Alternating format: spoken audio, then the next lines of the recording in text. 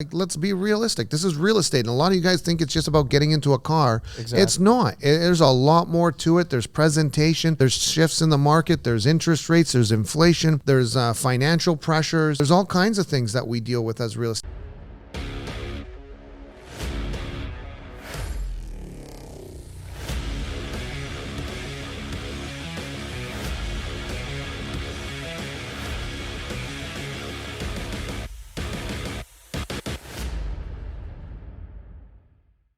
All right, guys, we are back with the Real Estate Mentor podcast. And what we're going to be talking about today are some of the things that Shawn is doing, some mistakes he's making right now. We're going to be talking about the Hans way or the hard way, pricing your home. Real estate market is a light switch. Shawn gets frozen, and what should he do to unfreeze himself? And machine mode versus human mode. So stay tuned. We're about to get into some real good real estate stuff. We're about to keep it real. Keeping it real with real estate. All right. Quick recap of where I am in my life right now. So we started someday in March. So 3 months ago, we sold the condo. I had a condo, a small little condo that I bought in 2020. Sold that. And then I closed my crypto account, put in $80,000, pulled out $20,000, which right now is standing at $12,000. So thank you, Hans. Quit my 10-year career of serving, perfected it, did all my time into it, got where I wanted to go, fine dining, everything was great. Quit that. Bought my first $1 million investment property. That's 2 properties in one. Can't wait. That happens in 20 days. So let's add some stress there. Relationship ended. Unfortunately, I had to leave the girlfriend. That was a big emotional halt for me. So then I got offered a $100,000 boxing contract, said no to it. They came back up their offer and I said no again. And then to end all of this off, I listed my first, a small little light at the end of the tunnel, got my first listing on the Hans team, and I listed it, and then the market completely shifted. And now we are stuck in this place where I have the listing, but it's not going as planned. So what now, Hans? It's time to take off those glasses. Let's take off the glasses. What now is always what people are asking. Every time they get into their world and they get into their jobs or they get into their goals or their future, and then they execute certain things, like as you just heard about what Shawn has done in a very short period of time, I think 2 to 3 months, all of what he just put down there. He just accomplished that. And then now, he got his first listing, looked like things were rolling, and the market switched. And I say this all the time, Shawn, so you got to remember this. Yeah. The market is like a light switch. Mm-hmm. So you got to remember that in the real estate market, it's a light switch. So when it goes off, it goes off. Mm-hmm. But when it goes on, it goes on. So right now, the light switch has gone off. Yeah. And the reason why that is unexpectedly, on June 3rd, I believe it was, the Bank of Canada jacked the interest rate 0.25%, totally unexpected. The banks didn't see it coming. Nobody saw it coming. A couple people said, yeah, maybe it might happen, but really it was unexpected. When you look at the big banks here in Canada, it was not expected at all. And that just caused the market to go and it halted because buyers are not going to make a multi-million dollar, $1 million investment when uncertainty. Yeah, uncertainty. Yeah. They're just not going to do time. it. Yeah. Right? So now we're sitting here and Shawn's sitting here with his listing. He's got a closing coming up in less than 30 days where hasn't even talked to his lawyer about how much is the check he's got to produce. What is the amount of money you got to produce on the 31st of July? It's going to be 20%. So listen, guys, one of the things, here's one of the mistakes that Shawn is making. You've done so much. All of a sudden, there's things that you're going to run into. It's going to feel like a brick wall, but it really isn't a brick wall. You just got to write it down that I got to deal with this task, put it on a checklist as an item to do. Once you write something down, it comes into reality and you seem to get it done a lot faster. So in this case, there's a number that he has to produce, a dollar figure that he has to go to the lawyer with a check and give it to that lawyer. What's that number, Shawn? $260,000. $260,000. $250,000 cash. Yeah. Fantastic. Yeah. All right. $250,000 kid, right? Time to pay up. There you go. So, just like that, we made the $250,000 kid reality. Wow. Now, sometimes with the universe, just remember when you're asking for things to become a $250,000 kid, the universe tends to have a little bit of a sense of humor. And, you never know if they actually feel like, hey, listen, genie in the bottle, universe universe is like a genie in the bottle. Yeah. Have you ever watched Aladdin? He's a funny guy. If you don't say it perfectly, he'll produce something. He said, I did my job. Here's your wish.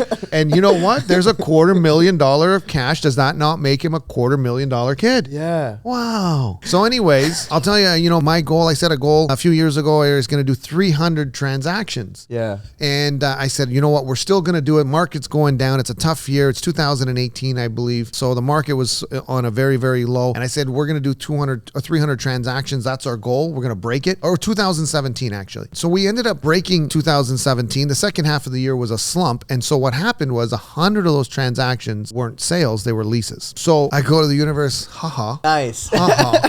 Nice one. So moving forward, when I set my goals, I was like, okay, we're going to do 500 transactions, not including leases.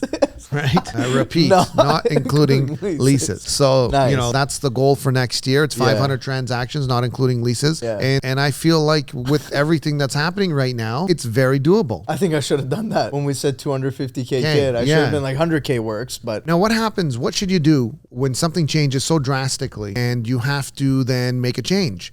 Do you go back to the client or do you risk it? So sometimes, obviously, it's not our decision at the end of the day. All we can do is advise. Exactly. So as a real estate agent, we're more of advisors than we are. We're not homeowners. We don't own the house. We're not going to sign the contract. We're not going to make the changes unless the seller agrees to it. But we have to sometimes present the hard facts. And a lot of agents have a very difficult time doing that. So if the market changed, so you listed the property in May, you put it on the first week in June, and June 3rd, the market changed, the light switch went off because the Bank of Canada unexpectedly raised the rates by 0.25%. What are you going to do, right? What Just now? have to adjust.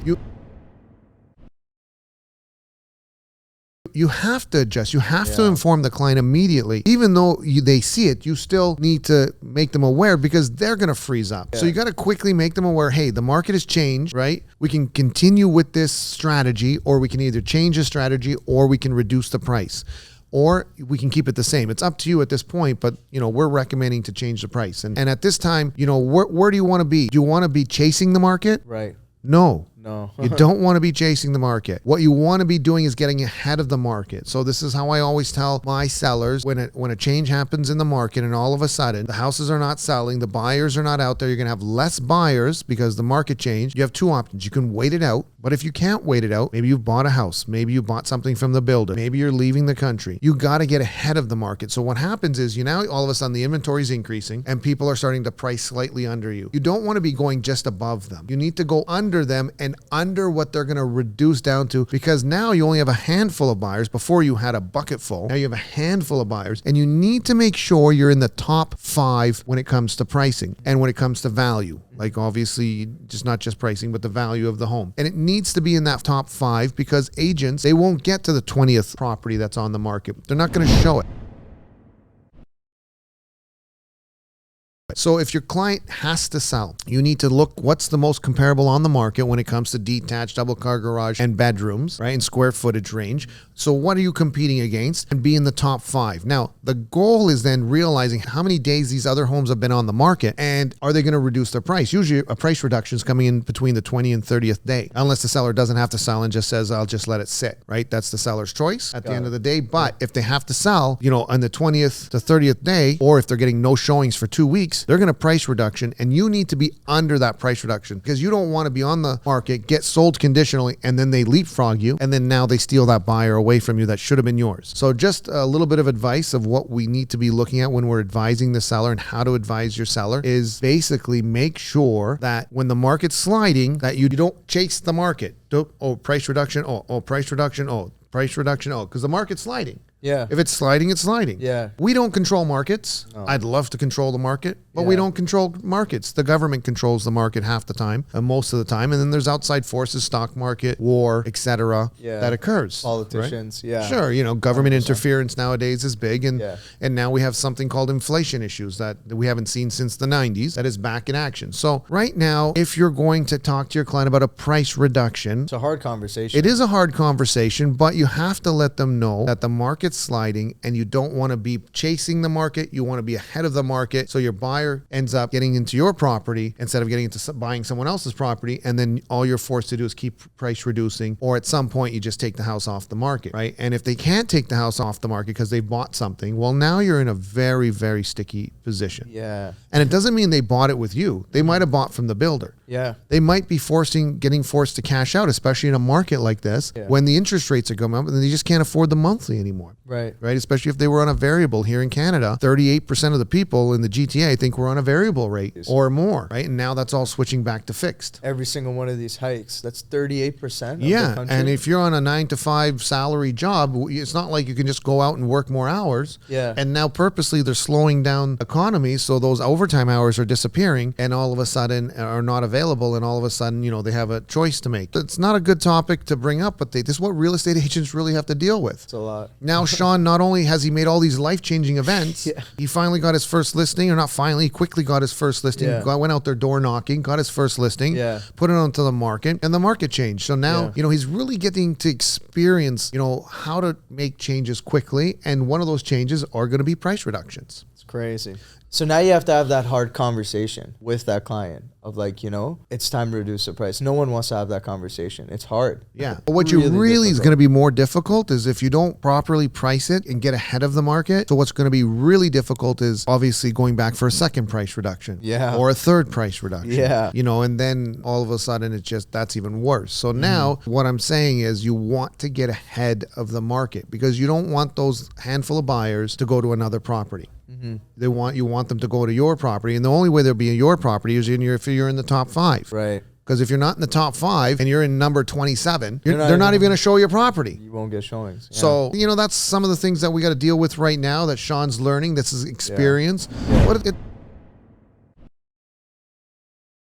It's real estate. Like, let's be realistic. This is real estate. And a lot of you guys think it's just about getting into a car. Exactly. It's not. There's a lot more to it. There's presentation. There's shifts in the market. There's interest rates. There's inflation. There's financial pressures. There's all kinds of things that we deal with as real estate agents. And now on top of it, as an agent, I also got to deal with my own financial pressures because now obviously my income is slowing down or disappearing. The income that I thought was going to just appear didn't get there because the market changed. Your mortgage went up. Yeah, the mortgage went up, and I have to come up with $260,000 of cash in 3 weeks. Yeah. Wow. That's a lot. Previous careers, just so you know, previous careers, there was no adjusting. Yeah. Is you go in, you do your shit, you get paid.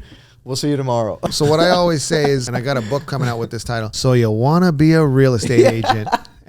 Make sure you read this before you become. Yeah, you guys all think, I'm driving fancy cars. Exactly. Right, wearing fancy suits. Got the Rolex and the Gucci shoes on, but you don't know the roller coaster and the hell that everyone's going through. And you say sign here. Yeah.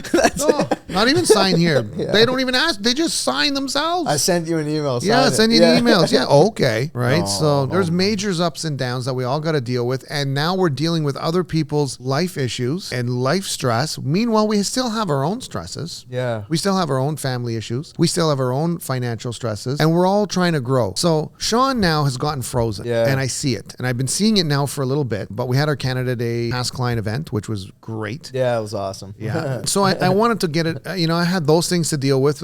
But I've seen that Shawn's gotten frozen. And I know, A, he's focusing on this one listing. And B, he's got his own closing coming up. And all of a sudden, you're out of your own space. Yeah. You're not focusing on what you need to do. You're focusing on numbers. You're looking at the bank account. You're crunching your monthly. Exactly. Right? But does looking at your numbers, crunching the bank account, and asking yourself, what am I going to do? What am I going to do? And then not doing anything, is that going to help your cause? Not necessarily. For me, it's more, I want to close on that house and see where I stand financially. I know, but there went 3 weeks. Time does not stand still. Time doesn't care what you're doing. Yeah. Right? But at least I'll know where I stand right now. You can know right now just by looking at your numbers, deducting the $260,000. Yeah. And you'll see what you'll be left with. It's not like it's going to change on the 31st. Yeah. See, so this is where frozen kicks in. Yeah. Right? Shawn's frozen, and we need to thaw Shawn out. Yeah. So anyways, we got to thaw Shawn out. Yeah. Right? And get his mind refocused. So this is where machine mode versus human mode kicks in. So successful people have the ability, like myself, have this rare ability or acquired ability that they realize that when they're in machine mode, it means I'm basically turning off my heart. The emotions coming out of my heart. I actually visualize a metal box going around like a safe going around my heart, which protects it from all the emotional feelings that just are flooding out through this incredible, emotional box we have here, heart that we have that just sends out all these feelings and wants and ups and downs and all the rest of the stuff that comes with it. So I visualize boxing myself and I visualize the detachment. So I'm detaching from everything. So difficult to do. Well, you It's visualize so it. It's acquired skill. It happens over time. But you need to be in a state of emotionless state. So machine mode, because machine modes don't have emotions. To take the actions that you know you need to take and that you're not taking because you have feelings attached to what's up and coming. And so you're in frozen based on your feelings of what's going to happen. What am I going to do? What am I going to be left with? You're asking all these questions that are not relevant to what you need to do to become successful. You understand what I'm trying to say? So let me put it a little bit more clear. If you didn't care about the up and coming closing, the $260,000, you removed all fear. It was not relevant what happens on July 31st. Yeah. It's not relevant what happens in the market. Right. It's not relevant what your seller thinks. Right. It's not relevant what your mom thinks. It's not relevant what your family thinks. It's not relevant what your coworker thinks. If you tell everyone where to go and don't bother me and get the hell out of my space, I got to put in my 16-hour day, stop bothering me and stop bringing me with your crap. I got work to do. If you get into that freaking zone where you're going to put in the effort that needs to be put in to get to where you want to go, isn't that a better feeling? It is. It is, right? It's incredible, but how do you do it?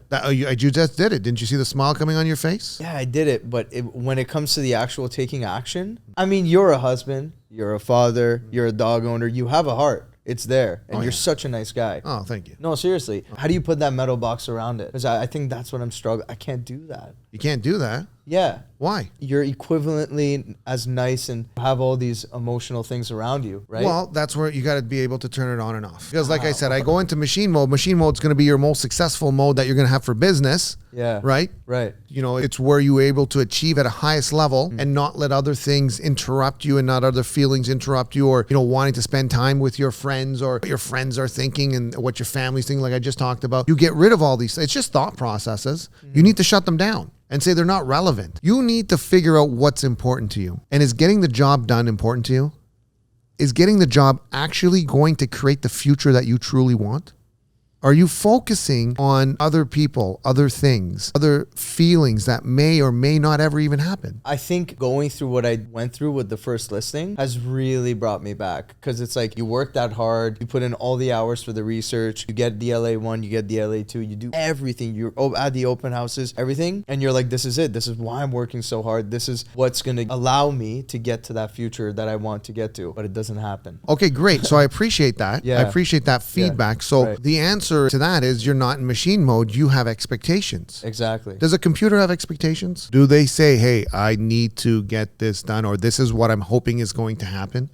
No, they just do the job. Yeah, okay, fair. They just do the job. But they have a task. But they just do the job. Whether the task happens or not is not relevant to them. You're making the result relevant. Remove the relevance. Do the work. Remove the relevance. You're setting up expectations. That expectation doesn't need to be there. Just do the job. Don't machines have to complete that task? And then what? And if they don't? Say a car manufacturing company, that machine that takes that And chip. if the chip doesn't go where it's supposed to go, the machine gets upset? No, but then the whole car doesn't get built. The machine doesn't get upset. But the car's not built. The machine doesn't get upset. Someone comes in, makes the adjustment, the machine goes back to work. And you're that someone. What do you mean I'm not someone? No, I'm just saying, like, if I'm that machine. Oh, if you were the make that machine. adjustment. Okay. Yeah. Sure. Right. Okay, I see what you're saying. Well, you got to do it yourself. See, that's hard to do. Why is it hard? Because I didn't put that chip. I didn't complete the task. For me, it's like, okay, the next car is coming in. Why am I going to take that chip and put it there? Just to get myself involved with all of this that happened with the first listing?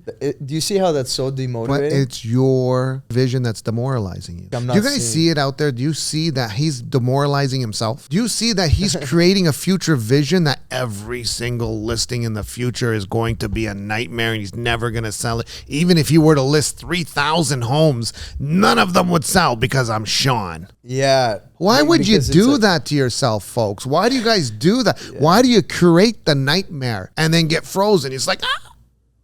It's like the guy's coming with a knife. It's like opening the closet. And you're scared to open the closet because there might be someone with a mask and a knife in there. But you open the closet and you look, oh shit, there's nobody here. But I have opened that closet. I worked so hard to open that closet. You worked so hard. And there was a beast. There was Sullivan from Monsters, Inc. Where? In your closet? Yeah, he was in the closet. Let's say that first listing was that closet. And you think that monster was real? That's the only door I've opened, Hans. In our world, we have kids, little kids, right? Yeah. Usually 4, 5, 6-year-olds. And they go to a toy store and they want a toy. Maybe a Transformer. Sure. Maybe Lego. Yeah. Right? Yeah. Something. Yeah. And if they don't get it, some kids get so upset that they lay down on the floor, start kicking and screaming. Mm-hmm. You're acting like the adult version of that. Because I didn't sell that listing. It's not anything to do with the listing. You probably do this across the board. You're acting like the adult version of a kid who's kicking in the store, kicking and screaming, except you're doing it on a live camera.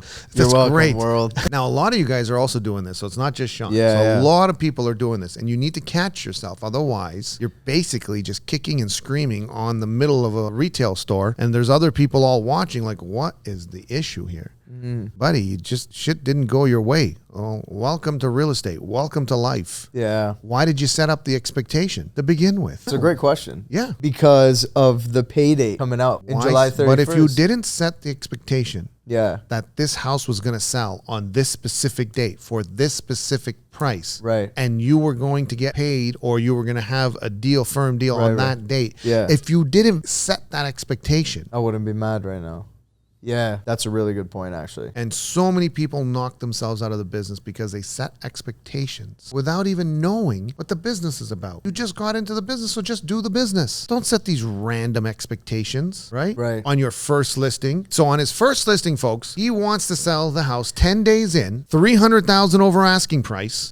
In a perfect world. In a perfect world. What do you mean? In your head. Right, what you're calling is now this listing that he had visualized, which was his line at the open arch, his Don't golden arch, or whatever you want to call it. That's what I was expecting. He was going to pick up a ton more listings from the open house. He was going to sell it in 10 days for $300,000 over asking price. And the seller was going to go out and cheer champagne with him and go out and run out and buy another house within the next couple of weeks. Exactly. And, those paychecks were going to be coming in. And all of a sudden, none of that happened. And now he's like, oh, there's a monster in my closet. Now, I'm telling you, most of the audience out there that's hearing this expectations that you set, 10 days, 300,000, picking up more listings, going out and buy a house, getting paid, they're looking at you like, what is this guy thinking? On top of it, we knew that the light switch had already gone off. We knew it, but he pulled the lines over his own eyes and ignored it, which is new. But all I can say here is welcome to real estate.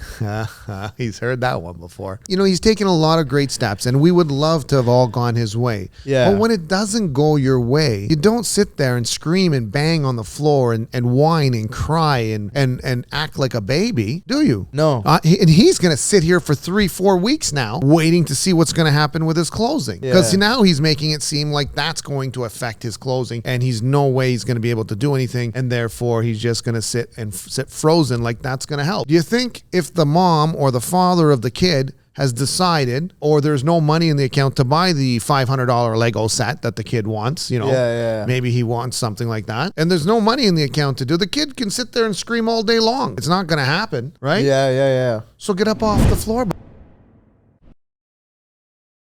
buddy. So listen, this is what it's about. If you can get into machine modes don't have expectations. Machine modes put into overdrive. Machine modes detach from everything. Machine modes don't have feelings about, if I get it or if I don't get it. If you can get into that state, you want true success in sales or in business, you got to get into the state where if I succeed, it doesn't matter. I'm not going to celebrate. If I don't succeed, doesn't matter. I'm not going to cry, right? I'm just going to keep going as fast as I possibly can, as fast as I can go without all these attachments. It's, in essence, it's a form of freedom, but we don't want to live that way because we are human and our families don't want us that way. My kid doesn't want me that way, right? Your wife doesn't want My wife definitely doesn't want me that way. Exactly. Right? Don't forget that one. Yeah. right? So she doesn't like it when I go into this Yeah. mode. But Yeah. for business, you know, it's important. It's a key factor to becoming successful. So we're going to tune in for next episode when we're going to show you Shawn that hopefully I'm going to work on him right now to get him into machine mode. Yeah. We're going to detach all those feelings he's having about his closings may or may not happening, Yeah. and basically put in the thought process not relevant. We're going to put in the thought process that what other people think not relevant. We're going to put in the thought process of that whether this listing closes or not relevant. Not relevant. Nothing is relevant except the action that you take on a daily basis, on an hourly basis, on a minute basis. And if you Yeah. can't get that through your head, Yeah. then you just got to keep watching this, because I'll use a baseball bat at some point and make sure that it does. So just keep watching, and we're going to keep That's why it's rolling. Yeah, you might get a pie in your face, because that's another thing that's happening. If he doesn't do his through 3 deals, there's another pressure. We forgot Yeah. about that. Yeah. He's got a pie or a prize. Yeah. So with the pie or prize, I don't know if we talked about this on the last episode. I think 2-3 episodes ago. We did. The pie or prize. Shawn has stopped focusing on the prize and is now focusing on the pie. On the pie. And if you keep focusing on the pie, Shawn, what are you going to get? You're going to get a nice Pie in the face. You're going to get Yeah. the pie. But if you Yeah. keep focusing on the prize, what do you get? success prize. You get the prize. You'll end up with the prize. Yeah. Yeah. So that's what you need to keep focusing on. Mm-hmm. Right. And then take the actions that get you to the results that you want. Good. If you focus on the nightmare that you're creating that doesn't exist, that may or may not happen, that never happens in essence. That's what you're going to get as well. Got it. So don't bring it into reality. Focus on the prize. Don't focus on the pie. Don't create the nightmares. They're not real. Just focus on what you're trying to achieve and detach all your emotions. Get everything detached. Move full speed ahead. And you're going to see that success is always going to come your way. Tune in next week and we will go through all these amazing points, and hopefully it will change my thought process, because I genuinely need it.